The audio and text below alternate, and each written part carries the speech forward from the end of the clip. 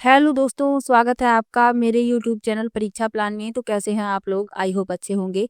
तो जैसा कि आप लोगों को पता है कि रीट लेवल 2 के लिए एसएसटी के इंपॉर्टेंट क्वेश्चन की मैं प्रैक्टिस करवा रही हूं। तो ये 23वां वीडियो है। इसके पहले 22 वीडियो आ चुके हैं। पिछले वीडियो पर आप लोगों का रिस्पॉन्स अच्छा रहा, तो आप लोगों का बहुत बहुत धन्यवाद। कुछ लोगों ने कमेंट भी किया था कि मैम फिर से वीडियो कंटिन्यू कीजिए, तो इसीलिए मैं ये वीडियो लेकर आई हूँ। तो चलिए आज की वीडियो को शुरू करते हैं। वीडियो देखने के बाद यदि आपको अच्छा लगे तो वीडियो को लाइक और शेयर कीजिएगा, और यदि आप चैनल पर नए हैं तो चैनल को सब्सक्राइब कर लीजिए। तो चलिए शुरू करते हैं। पहला प्रश्न दिया गया है, शिक्षा के अधिकार से संबंधित संविधान संशोधन कौन सा है? पहला विकल्प है 42वां, दूसरा है 61वां, दूसरा है 52वां, तीसरा है 61वां और चौथा है 86वां। इस प्रश्न में आपका डी विकल्प सही है, 86वां। जो 86वां संविधान संशोधन है, ये शिक्षा के अधिकार से संबंधित है, तो इसमें डी विकल्प आपका सही हो जाएगा। अब जो और विकल्प लिखे हुए हैं उनके बारे में जान लीजिए। जो 42वां संशोधन है, इसे भारत का लघु संविधान कहा गया है और इसे राष्ट्रीय आपातकाल के दौरान लाया गया, तो ये भी आपको याद रखना है। 52वां संशोधन, ये किससे संबंधित है? तो एक पार्टी के टिकट पर चुने गए सदस्यों के दल बदल को दूसरी पार्टी में अवैध बना दिया गया 52वां संविधान संशोधन के तहत। और 61वां संविधान संशोधन क्या कहता है? तो इसने अनुच्छेद 326 में संशोधन करके मतदान की आयु को 21 से घटाकर 18 वर्ष कर दिया। तो ये सब भी आपको याद रखना है और इसमें आपका डी विकल्प सही हो जाएगा। चलिए अगले प्रश्न पर चलते हैं। भारतीय संविधान में किस समिति की सिफारिश के आधार पर मौलिक कर्तव्यों को शामिल किया गया था? पहला विकल्प है सरदार स्वर्ण सिंह समिति, दूसरा विकल्प है अशोक मेहता समिति, तीसरा विकल्प है सादिक अली समिति और चौथा है हेगड़े समिति।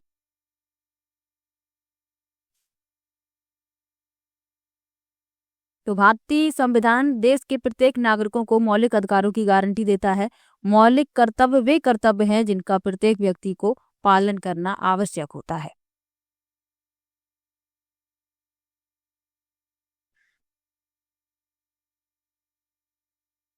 बयालीसवें संशोधन अधिनियम ने संविधान में एक नया भाग 4A सम्मिलित किया, जो प्रत्येक नागरिक के मौलिक कर्तव्यों को निर्धारित करता है। और इसमें पूछा गया है कि भारतीय संविधान में किस समिति की सिफारिश के आधार पर मौलिक कर्तव्यों को शामिल किया गया?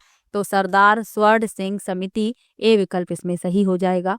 पहले क्वेश्चन में बताया ही था कि जो 42वां संविधान संशोधन है, ये राष्ट्रीय आपातकाल के समय लाया गया था, तो ये भी आपको याद रखना है। और ये भारत का लघु संविधान कहा जाता है और इसी के तहत मौलिक कर्तव्यों को शामिल किया गया था, तो ये भी आपको याद रखना है। और इसमें पूछा गया है कि किसकी सिफारिश पर, तो इसमें पहला विकल्प सही है, सरदार स्वर्ण सिंह समिति। इंपॉर्टेंट क्वेश्चन है, कई बार पूछा गया है। अगला प्रश्न दिया गया है, भारत सरकार ने काका कालेलकर को अन्य पिछड़ा वर्ग आयोग का अध्यक्ष नियुक्त किया। नियुक्ति का वर्ष कौन सा था? पहला विकल्प है 1951, दूसरा है 1953, तीसरा है 1955 और चौथा है 1957। तो संविधान के अनुच्छेद 340 एक के तहत कार्यरत भारत के प्रधानमंत्री ने काका साहेब कालेलकर की अध्यक्षता में एक पिछड़ा वर्ग आयोग की नियुक्ति की। इस आयोग का औपचारिक उद्घाटन 18 मार्च 1953 को हुआ। तो इसमें पूछा गया है कि इनकी जो नियुक्ति का वर्ष कौन सा था, तो बी विकल्प इसमें सही हो जाएगा, 1953। भारत सरकार ने काका कालेलकर को अन्य पिछड़ा वर्ग आयोग का अध्यक्ष नियुक्त किया था और नियुक्ति का वर्ष था 1953। बी विकल्प इसमें सही हो जाएगा। चलिए अगले प्रश्न पर चलते हैं। लिखा है, भारत के संविधान में धर्मनिरपेक्षता का क्या अर्थ है? पहला विकल्प है राष्ट्र का अपना धर्म है, दूसरा विकल्प है राष्ट्र का धर्म से कोई संबंध नहीं है, तीसरा है राष्ट्र का अपना कोई धर्म नहीं होता और चौथा है राष्ट्र सभी धर्म को मान्यता देता है लेकिन उसका कोई अपना धर्म नहीं होता। तो भारत के संविधान में 1976 में 42वें संशोधन द्वारा धर्मनिरपेक्ष, समाजवादी और अखंडता शब्द जोड़े गए। इसने भारत को स्वायत्त, समाजवादी, धर्मनिरपेक्ष, गणतंत्र, लोकतंत्र घोषित किया। तो ये आपको याद रखना है। अब इसमें पूछा गया है धर्मनिरपेक्षता का अर्थ। तो धर्मनिरपेक्षता का अर्थ है सभी धर्मों के प्रति सम्मान और धर्म के प्रति निष्पक्षता। तो इसमें पूछा गया है कि भारत के संविधान में धर्मनिरपेक्षता का क्या अर्थ है। तो राष्ट्र सभी धर्म को मान्यता देता है, लेकिन उसका अपना कोई धर्म नहीं होता, यानी कि उसकी नज़र में सभी धर्म समान है। तो इसमें डी विकल्प सही हो जाएगा, यही धर्मनिरपेक्षता का अर्थ होता है। चलिए अगले प्रश्न पर चलते हैं। इसमें डी विकल्प सही है। चलिए अगले प्रश्न पर चलते हैं। आबानेरी और राजौरगढ़ के कलात्मक वैभव का संबंध किस युग से है। पहला विकल्प है गुर्जर प्रतिहारी, दूसरा है गोहिल सिसोदिया, तीसरा है चौहान और चौथा है राठौर। तो आभानेरी और राजौरगढ़ के कलात्मक वैभव का संबंध है गुर्जर प्रतिहारी। ए विकल्प इसमें सही हो जाएगा।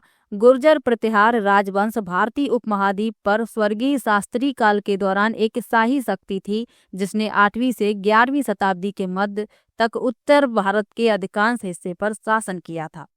तो ये आपको याद रखना है। अब जो आभानेरी है, ये उत्तरी राजस्थान में दौसा जिले का एक गांव है।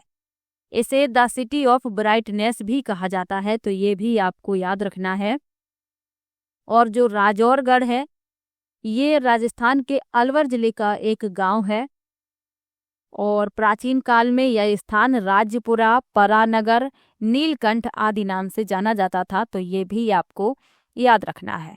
इसमें पूछा गया था कि आबानेरी और राजौरगढ़ के कलात्मक वैभव का संबंध किस युग से है। तो गुर्जर प्रतिहारी वंश से। ए विकल्प इसमें सही हो जाएगा। चलिए अगले प्रश्न पर चलते हैं। लिखा है निम्नलिखित में से दुनिया में अग्रणी तांबा उत्पादक देश कौन सा है। पहला विकल्प है दक्षिण अफ्रीका, दूसरा विकल्प है चिली, तीसरा विकल्प है ऑस्ट्रेलिया और चौथा विकल्प है घाना।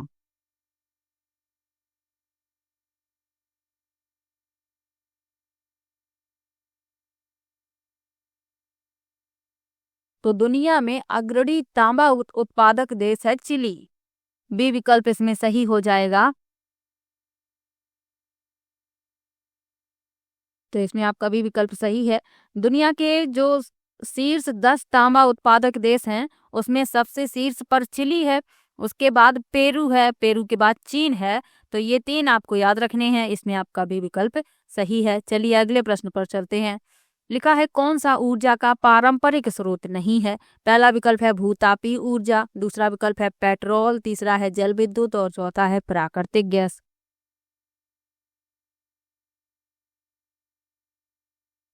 तो पूछा गया है कि ऊर्जा का पारंपरिक स्रोत नहीं है। तो ऊर्जा के पारंपरिक स्रोत वे स्रोत होते हैं जिसका उपयोग मनुष्य लंबे समय तक करता है। यह नवीकरणीय ऊर्जा के स्रोत भी कहलाते हैं। इस प्रकार की ऊर्जा प्रकृति में निरंतर उत्पन्न होती है और अटूट है। तो ये आपको याद रखना है। और ये स्रोत पर्यावरण में कोई प्रदूषण पैदा नहीं करते हैं। तो ये भी आपको याद रखना है। जैसे सौर ऊर्जा है, पवन ऊर्जा है, ये सभी ऊर्जा के गैर पारंपरिक स्रोत हैं, यानी ऊर्जा के पारंपरिक स्रोत नहीं है। इसमें पूछा गया है कौन सा ऊर्जा का पारंपरिक स्रोत नहीं है। तो भूतापी ऊर्जा। तो इसमें आपका ये विकल्प सही हो जाएगा। इन्हें गैर पारंपरिक स्रोत भी कहते हैं। तो ये भी आपको याद रखना है।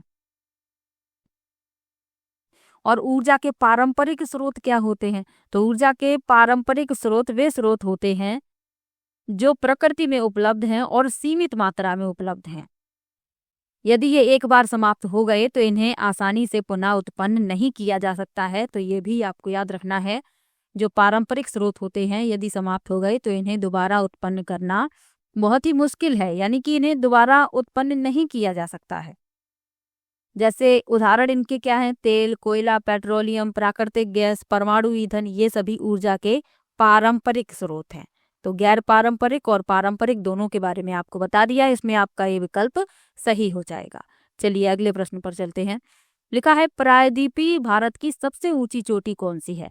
पहला विकल्प है डोडा बेटा, दूसरा है अनाईमुडी, तीसरा है महेंद्रगिरी और चौथा है कोडई कनाल।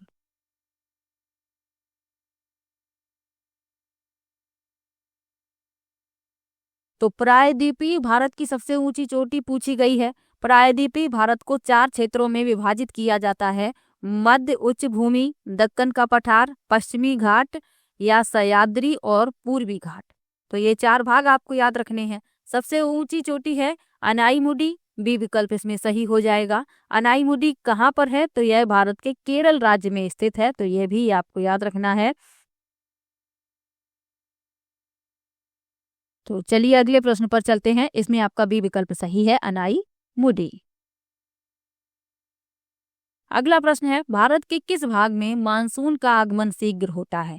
पहला विकल्प है केरल, दूसरा विकल्प है अंडमान निकोबार द्वीप समूह, तीसरा विकल्प है पश्चिम बंगाल और चौथा विकल्प है तमिलनाडु।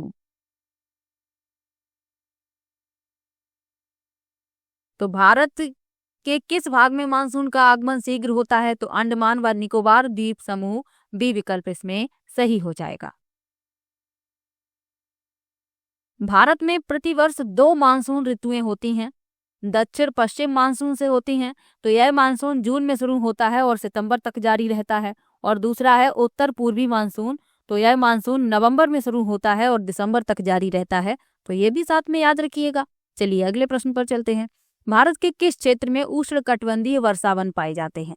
पहला विकल्प है मालवा का पठार, दूसरा है कर्नाटक का क्षेत्र, तीसरा है पूर्वी घाट और चौथा है उत्तर पूर्वी भारत।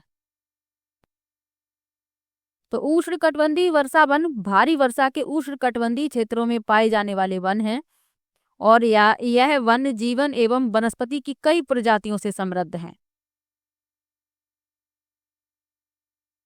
अब इसमें पूछा गया है कि उष्णकटिबंधीय वर्षा वन पाए जाते हैं किस क्षेत्र में पाए जाते हैं? तो ये पाए जाते हैं उत्तर पूर्वी भारत में, डी विकल्प इसमें आपका सही हो जाएगा। चलिए अगले प्रश्न पर चलते हैं। निम्नलिखित में से कौन भारत में लोहा और इस्पात उद्योग का केंद्र नहीं है? पहला विकल्प है बेंगलुरु, दूसरा है डोलवी, तीसरा है सलेम और चौथा है दुर्गापुर। तो प्रश्न में पूछा गया है कि कौन भारत में लोहा और इस्पात उद्योग का केंद्र नहीं है? तो वह है बेंगलुरु यानी बेंगलोर। तो बेंगलोर जो है सूचना प्रौद्योगिकी और इलेक्ट्रॉनिक्स, दूरसंचार, ऑटोमोबाइल, बैंकिंग और वित्त, खनन और सीमेंट उत्पादन सहित उच्च तकनीक सेवा उद्योगों के लिए प्रसिद्ध है। तो यहाँ पर लोहा और इस्पात उद्योग का केंद्र नहीं है, तो यही इस प्रश्न का उत्तर हो जाएगा बेंगलुरु। चलिए अगले प्रश्न पर चलते हैं। इस प्रश्न में ये और जान लीजिए, जो डोलवी है तो डोलवी महाराष्ट्र में है और यहाँ पर स्टील प्लांट यहाँ पर है। और सलेम कहाँ पर है? तो सलेम तमिलनाडु में है और सलेम स्टील प्लांट यहाँ पर है। और दुर्गापुर, तो दुर्गापुर पश्चिम बंगाल में है और यहाँ पर दुर्गापुर स्टील प्लांट है। तो ये भी आपको याद रखना है। चलिए अगले प्रश्न पर चलते हैं।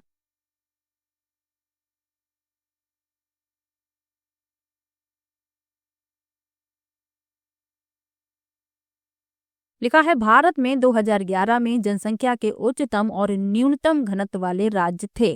पहला विकल्प है पश्चिम बंगाल और त्रिपुरा, दूसरा विकल्प है बिहार और अरुणाचल प्रदेश, तीसरा है केरल और सिक्किम और चौथा है उत्तर प्रदेश और मिजोरम।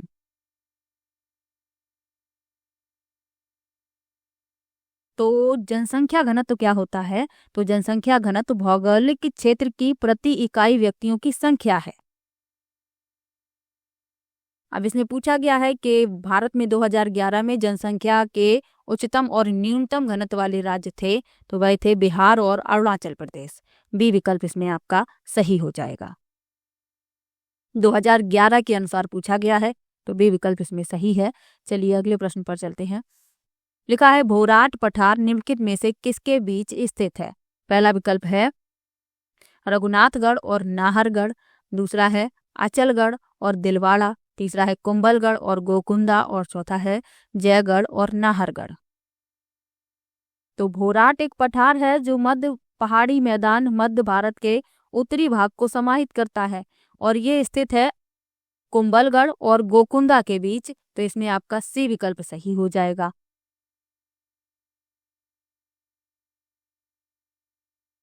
चलिए अगले प्रश्न पर चलते हैं।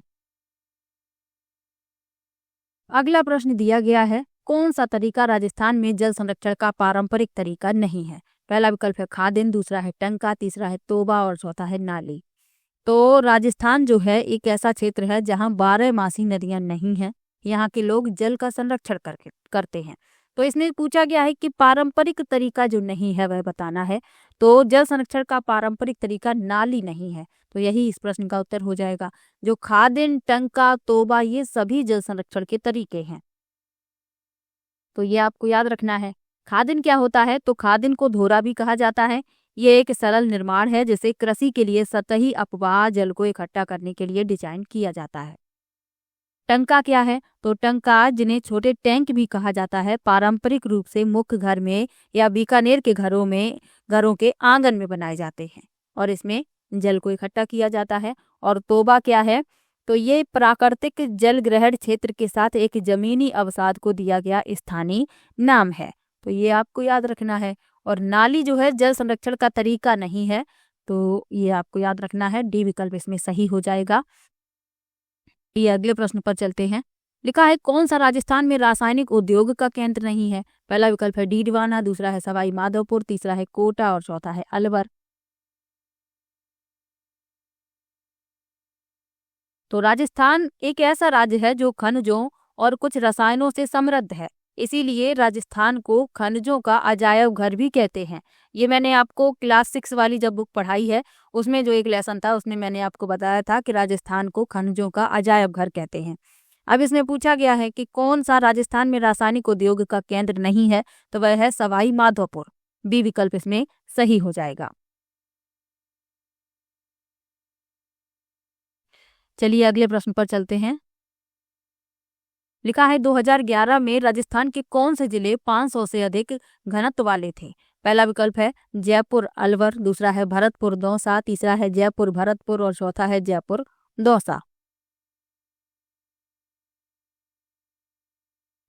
तो 2011 के अनुसार पूछा गया है और पूछा गया है कौन से जिले 500 से अधिक घनत्व वाले थे? तो वह थे जयपुर और भरतपुर। सी विकल्प इसमें सही हो जाएगा। जयपुर को पिंक सिटी कहते हैं, ये भी याद रखिएगा। उदयपुर को झीलों का शहर कहते हैं। जैसलमेर को गोल्डन सिटी कहते हैं यानी स्वर्ण नगरी। तो ये उपनाम है शहरों के, ये भी साथ में याद रखिएगा। चलिए अगले प्रश्न पर।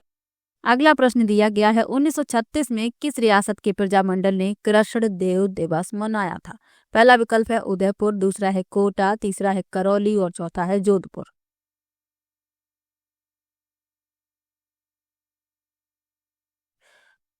तो 1936 में जोधपुर रियासत के प्रजामंडल ने कृष्ण देव दिवस मनाया था। डी विकल्प इसमें सही हो जाएगा।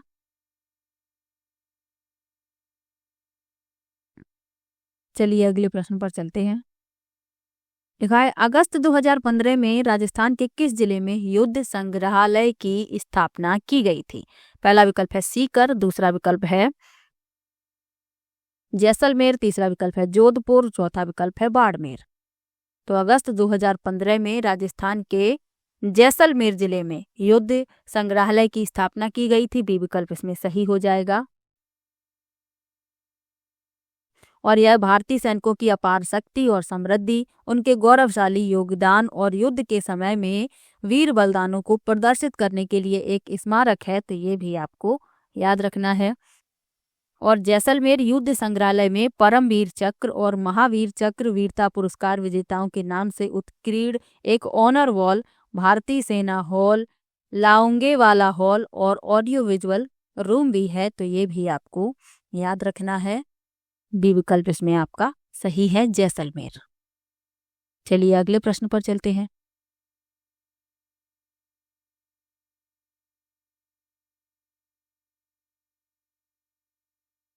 अगला प्रश्न दिया गया है किस चौहान शासक को कवि बांधव कहा गया था? पहला विकल्प है विग्रह राज चतुर्थ, दूसरा है पृथ्वीराज चौहान तृतीय, तीसरा विकल्प है अर्णोराज और चौथा विकल्प है अजय राज।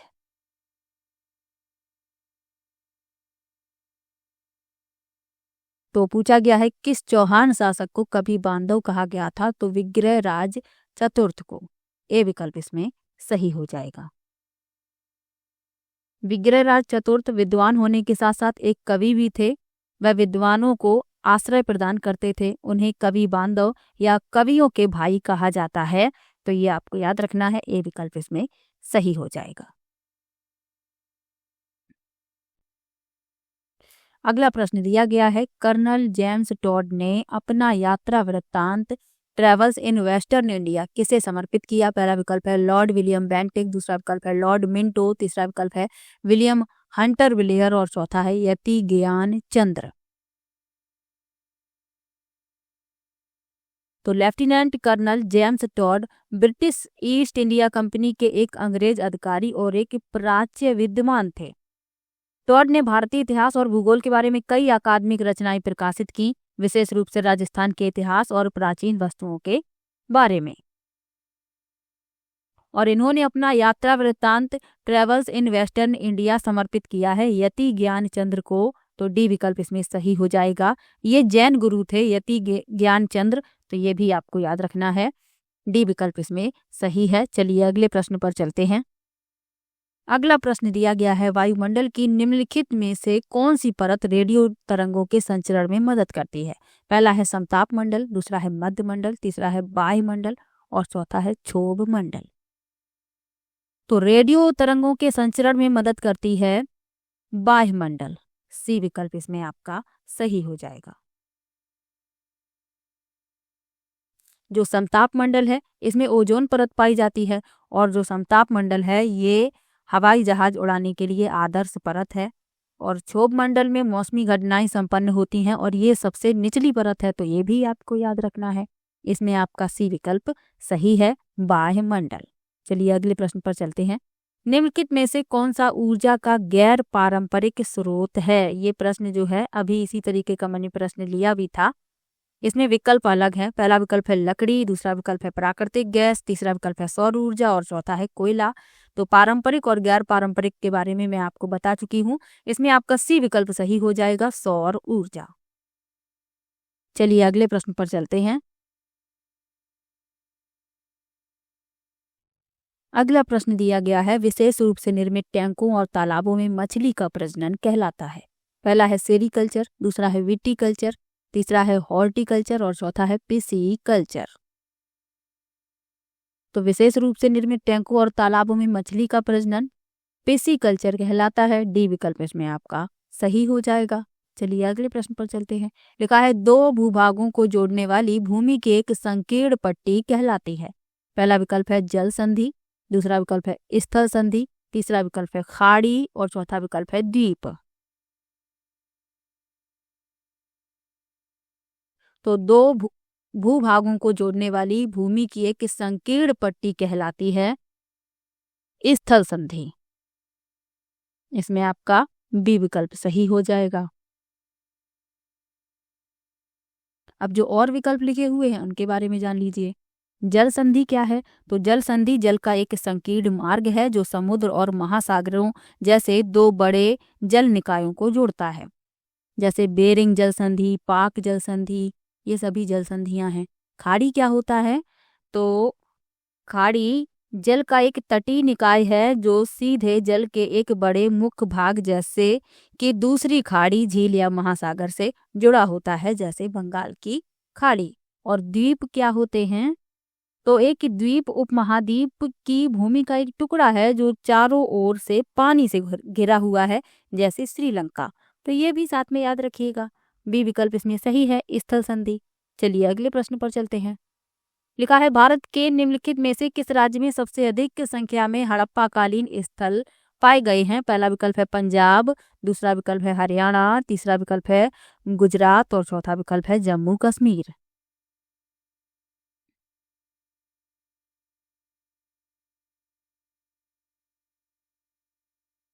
तो सबसे अधिक हड़प्पा कालीन स्थल पाए गए हैं गुजरात में, सी विकल्प इसमें आपका सही हो जाएगा।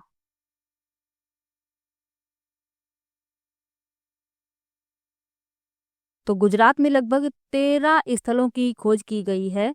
दो प्रमुख स्थल कौन कौन से हैं? लोथल अहमदाबाद में है और धोलावीरा कच्छ में है। तो ये भी साथ में याद रखिएगा। चलिए अगले प्रश्न पर चलते हैं। लिखा है, 6ठी शताब्दी ईसा पूर्व में मगध महाजनपद का पहला शासक था? पहला विकल्प है महावीर, दूसरा विकल्प है प्रसेनजीत, तीसरा विकल्प है बिंबिसार और चौथा विकल्प है अजातशत्रु। तो 6ठी शताब्दी ईसा पूर्व में मगध महाजनपद का पहला शासक था बिंबिसार। सी विकल्प इसमें सही हो जाएगा। मगध साम्राज्य समय के साथ 3 राजवंशों के शासनकाल को समाहित करता है, हर्यक राजवंश, शिशुनाग राजवंश और नंद राजवंश। तो ये भी आपको याद रखना है। चलिए अगले प्रश्न पर चलते हैं। लिखा है निम्नलिखित में से कौन बौद्ध धर्म के 3 रत्नों में से एक नहीं है। पहला विकल्प है बुद्ध, दूसरा विकल्प है धम्म, तीसरा विकल्प है अहिंसा और चौथा है संघ।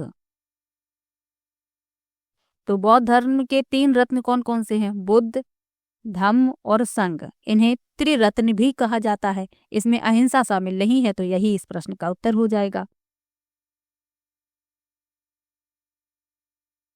चलिए अगले प्रश्न पर चलते हैं। भारत में अस्पृश्यता प्रथा के कारण निम्नलिखित में से किस मौलिक अधिकार का उल्लंघन होता है?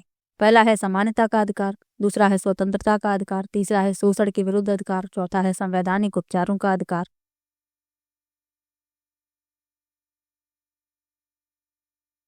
तो भारत में अस्पृश्यता प्रथा के कारण समानता के अधिकार का उल्लंघन होता है। ए विकल्प इसमें सही हो जाएगा।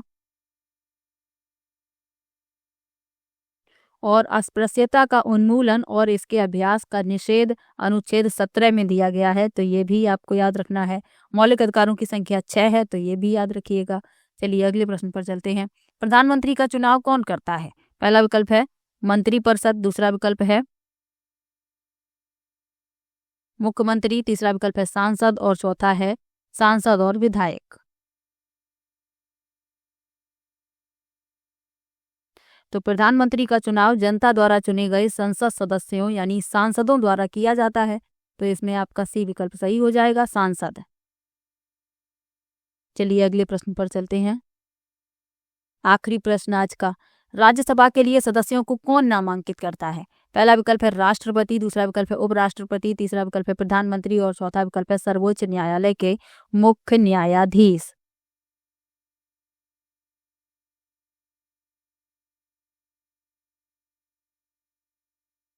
तो राज्यसभा एक स्थायी निकाय है जो विघटन के अधीन नहीं है, और राज्यसभा को उच्च सदन कहा जाता है,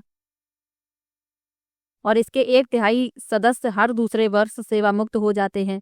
राज्यसभा के सदस्य के पद की अवधि 6 वर्ष होती है, तो ये सब आपको याद रखना है। अब इसमें पूछा गया है कि राज्यसभा के लिए सदस्यों को कौन नामांकित करता है, तो राष्ट्रपति नामांकित करते हैं। ए विकल्प इसमें सही हो जाएगा।